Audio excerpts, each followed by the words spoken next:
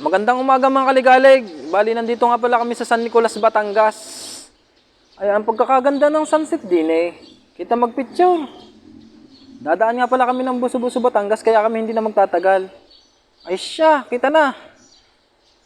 Yan na ho, kami umarangkada na. Shoutout nga pala sa aking mga kasama si Joven at si Boss Benji. Shoutout din po kay Randy Formon at kay Kenneth Rosete. Ay, ano gang pagkakakiisig. Salamat nga pala sa aking riders na si John Rex Magkawas. At syempre, hindi magpapauli ang inyong lingkod. Kaway-kaway naman dyan. Yan na po. Maraming salamat nga pala sa Kuya Ambal. Kuya Antonio Atienza, kung hindi dahil sa kanya, hindi matutuloy ang aming lakad na aray. At yan po yung nakabike na yan. Si Boss Jeff, yan po ang aming editor. Kaway.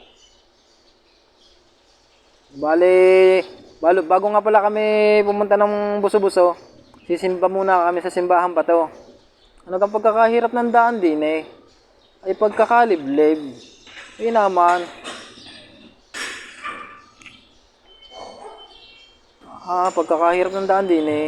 Kaya nga pala Kuya Ambal, simba-simba na. At syempre, andito din ako. Magdadasal ko na sana'y makarating at makauwi tayo ng ligtas. Pagkatapos namin magsimba, sinuhugasan na ng Kuya Francis at ng Kuya Ambal ang tilapia. At shoutout nga pala kay Boss Ponic. Maraming salamat sa iyo sa pagbangi ng tilapia na aming kakainin. Tari nga pala nga si Benji Brocal. Tari nga yung mga kasama. At aming titimusan ng mataba at mahabang tilapia. Oh, ang sarap ng kain. Ang anghang ng sausawan. Bali, hindi ko na nga pala pagkakahabaan ng video. At ako'y kakain na din. Ay, kita nyo naman.